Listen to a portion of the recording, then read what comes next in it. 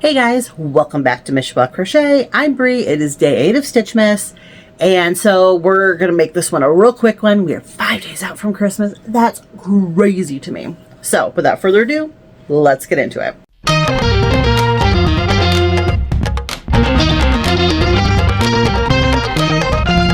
First things first, we always start with our Advent thing. Today it's a little heavy, so there's actually for sure something in the bag. Yesterday I was questioning it. And we have, it is a Luke's Diner mug.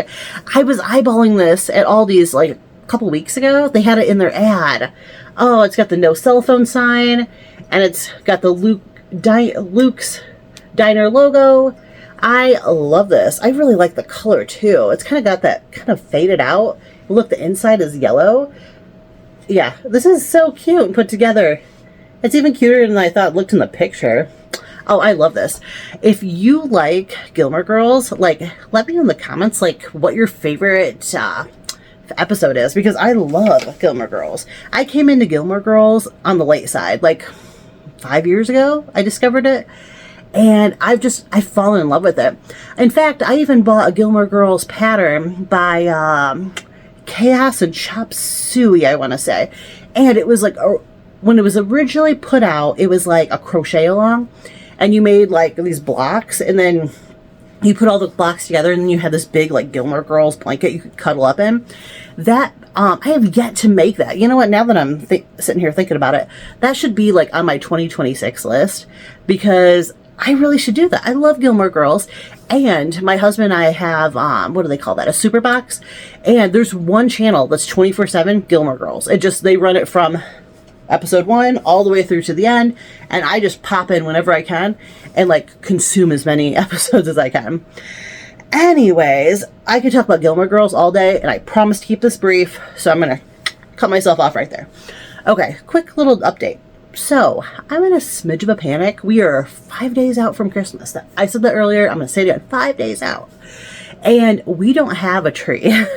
We typically get a live tree, and like the first year we were here, like, we went all over the county, I feel like, looking for a tree. Like, little, like, tree farms and, I mean, like, businesses, all sorts of places. And we, like, finally ended up at Menards. And if you live in the Midwest, you know about Menards. Menards is, like, a Lowe's or Home Depot, but even better snacks. It's, like, all the home improvement stuff. But they've got, like, a nice little grocery section, too. Now, I really was excited about looking for a tree, but I don't want to pay those huge prices. So I was like, let's wait a couple weeks. We were talking initially like Christmas, good golly, Thanksgiving weekend, and we were initially going to get our tree. And then I was like, well, you know, if we wait a couple weeks, prices will come down. The freshest trees will be there, because they'll bring in trees, and they'll bring in, you know, new trees, and those will be the freshest. They'll last the longest. So, I mean, there were multiple reasons we wanted to wait a minute. Well, we've waited a little too long, apparently, because Menards is almost out of trees. The ones that were left were, like, the huge, like, 10-foot tree, which isn't going to work in our house. I mean, our house is, you know, good size, but a 10-foot tree is massive. I don't think I have enough ornaments to cover that. And so, you know, we're in a smidge of a bind. So we're trying to race to put together like some kind of idea. And then like we've checked a bunch of other places, like the Lions Club, we were told, well, they've got trees.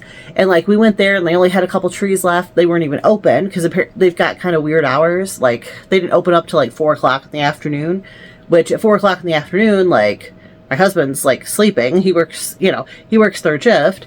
So he's typically like asleep at 4 o'clock in the afternoon. And even at that, we don't want to do a bunch of running around right before he has to leave for work, you know? Especially when you live, like, in the Midwest like we do. The weather can change in a dime, and you don't want to be caught in that.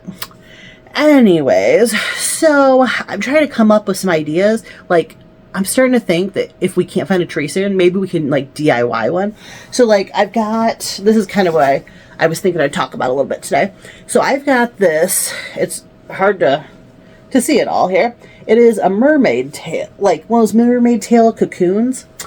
And I have only worn this like a couple times, but last time I wore it, it was Halloween, maybe if I have a picture of me dressed up as a mermaid, I was so excited. You know, it was like we have been living in the country and now we live like in the city. And so I was like, we'll have trick-or-treaters. Like, I'm not a big like Halloween person because like my family's always lived in the country and like we weren't really into celebrating, you know, Halloween. Plus, I went to like a private school where we didn't celebrate Halloween. We celebrated Reformation Day. And so, like, to me, Reformation Day means more. I just like the idea of blessing other people, you know, with candy. So, like, we went ahead and got like a whole bunch of candy, not one trick-or-treater. And it was cold. It was snowing in the time, like, we've been here. I think we've had snow one time on Christmas. And, like, but we had more snow on Halloween than we did on Christmas.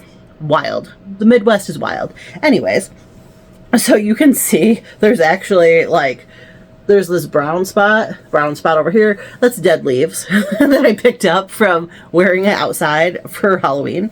And so I was kind of thinking, you know, if I go ahead and I take the tail part off, then I've got this whole big cocoon to work with. And if I steam it, I could probably put it into the shape of a tree. So, like, worst case scenario, I think we're gonna DIY something. And I'm gonna use this because like it got damaged when I was using it for wearing it for Halloween, using it for Halloween. It got like a little damaged, and to be honest, it's one of the first things I ever crocheted because I mean, if you think back to when the mermaid tail cocoons were a big deal, that's around the time I learned to crochet. So it's not like the best quality. I mean, I'm pretty sure it's cheap, like Red Heart Super Saver yarn. And I mean, it's just a ton of like double crochets because that was one of the few stitches I knew how to do. So, I mean, it's lived its life. It's been purposeful. It'd be cool to turn it into a tree, I think. So maybe that's like a last resort if we can't find a tree. We're still trying to find a tree, but we might have to DIY one. And I'm thinking maybe, you know, maybe I could use it for that. Anyways, I have talked too much about Gilmore Girls and yarn and everything else. So it's 5 days before Christmas. I hope that everything's going well for you. And until next time, take care.